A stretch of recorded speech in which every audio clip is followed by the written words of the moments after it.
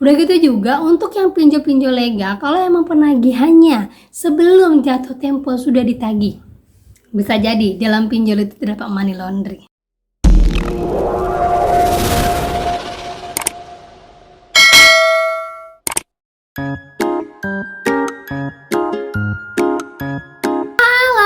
Assalamualaikum warahmatullahi wabarakatuh. Apa kabar teman-teman semuanya? Semoga semua dalam keadaan sehat walafiat. Semoga juga semua dalam keadaan mood yang baik di hari pertama kerja. Dan semoga terus kalian diberkahi. Buat yang belum dapat kerja ataupun yang baru di PHK, saya harapkan semoga kalian semuanya cepat dapat pekerjaan. Dan gak usah milih-milih pekerjaan lah ya zaman sekarang ya. Semua yang penting kita bisa makan aja lah ya. Yang penting juga dapur ngepul lah intinya gitu ya teman-teman ya. Sambil berjalannya waktu, semoga kita menemukan pekerjaan yang sesuai dengan bidangnya kita. Gitu teman-teman ya. Oke, kita kali ini akan membahas tentang pinjol yang katanya sebagai money laundry. Wow, kok bisa ya? Nah, kita akan bahas ya. Dan untuk memperkuat teman-teman semuanya, kalau yang selama ini mikir, aduh Galbay nanti begini, aduh Galbay nanti begini. Nah, kalian dengarkan dulu penjelasan saya. Nanti kalian akan tahu sekarang kalian berada di titik mana. Tapi sebelumnya, buat kalian yang baru gabung di channel saya, jangan lupa klik tombol subscribe-nya, nyalakan notifikasi loncengnya agar terus terhubung dengan saya.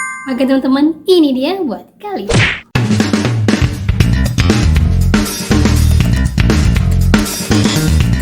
Oke teman-teman, jadi pernyataan ini saya dapat dari salah satu ekonom yang mengatakan bahwa pinjol itu sebenarnya adalah money laundry. Nah, buat di Indonesia sekarang tuh money laundry kayak di TikTok ya, lebih banyak kita sering kayak beauty, skincare yang baru setahun aja jalan, baru setahun aja jualan, ternyata udah bisa beli ini itu. Nah, sementara pengusaha gudang garam aja yang 20 tahunan lebih, bahkan sudah lebih lah ya dari 20 tahun lah ya menurut saya ya, itu aja pendapatannya aja nggak sampai seperti yang jualan skincare. Nah, ini kadang-kadang bikin polemik dan banyak juga yang bilang, oh ya money laundry, bagi-bagi dong, bagi-bagi dong. Nah, ternyata setelah ditelisik lagi, pinjol ini juga termasuk dalam money laundry. Nah, kita bisa lihat ya, banyaknya kasus-kasus koruptor, banyaknya seperti ada YouTuber yang kemarin pernah bermain ya, kalau nggak salah Salman atau apalah namanya, saya juga lupa ya. Nah, itu ada YouTuber yang pakai binomo yang gitu-gitu. Nah, kan uangnya itu kan jelas-jelas ditumpuk di depan ya, yang miliaran atau sampai triliunan. Nah, kadang-kadang kita berpikir, itu uangnya kemana? Disetorkan ke negara. Nah, kalau disetorkan ke negara, kenapa negara selalu rugi? Hutang kita sih berapa triliun sih, sementara yang koruptor-koruptor yang sudah diambil-ambilin itu, yang uangnya ketahuan itu kan emberannya itu banyak banget ya kan, tapi kata-katanya masih juga rugi. Nah, kita nggak tahu lah ada permainan apa di dalam, dan juga termasuk di dalamnya perusahaan-perusahaan ataupun usaha-usaha yang juga tergolong dalam money laundry. Pinjol sebagai sarana money laundry. Nah, money laundry itu adalah pencucian uang. Nah, kalau sekarang ini kita tuh banyak dialihkan ke TikTok dan banyak juga orang yang bikin konten-konten bahwa untuk skincare jualan ini jualan itu, ada yang baru pertama kali cerai terus besoknya jualan skincare langsung uang meledak sampai akhirnya bisa beli rumah gedongan yang harganya ember-emberan ya kan. Kadang-kadang kita mikir-mikir juga ya, kita yang kerja siang malam aja nggak bisa beli kayak gitu ya, ini baru usaha yang skincarean lagi bisa seperti itu ya. Nah, itu yang pertama ya, polemiknya kemungkinan pinjol ini bisa dikatakan adalah money laundry, tapi yang di up adalah skincare tadi. Nah, dari situ sebenarnya kita harus sudah berpikir ya. Nah, yang kedua, menurut Bapak Eko B. Supriyanto, apabila uang tersebut kembali dalam bentuk 30% saja, itu sudah mendapatkan keuntungan yang luar biasa dari perusahaan tersebut. Jadi begini teman-teman, uang money laundry tadi itu dibuatlah sebuah perusahaan yang bernama pinjol A, B, C, D, E, F, G, ataupun adanya sebuah perusahaan pinjol yang sudah berdiri tapi membutuhkan investasi, diambil dari money laundry yang ditaruh dalam pinjol tersebut. Kemudian nanti uang itu akan berputar. Nah, berputarnya tadi itu disebarlah kepada kalian ya, kepada kita ya, kita pakailah. Nah, pada saat penagihan walaupun hanya didapat didapatkan sama pinjol itu 30%, itu sudah mendapatkan keuntungan yang luar biasa pada perusahaan tersebut. Karena apa? Uang itu sudah bisa digunakan, uang itu sudah dicuci melalui kalian, melewati bank dan sampailah kepada mereka yang tadi mencuci uangnya. Nah, gitulah proses dari money laundry.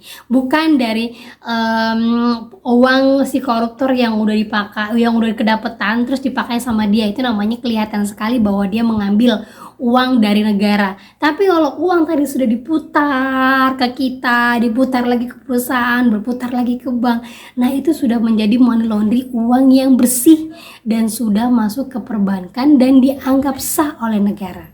Nah, seperti itulah proses dari money laundry tadi. Ya, jadi menurut Bapak Eko B. Prianto, money laundry ini banyak terjadi di pinjol-pinjol ilegal.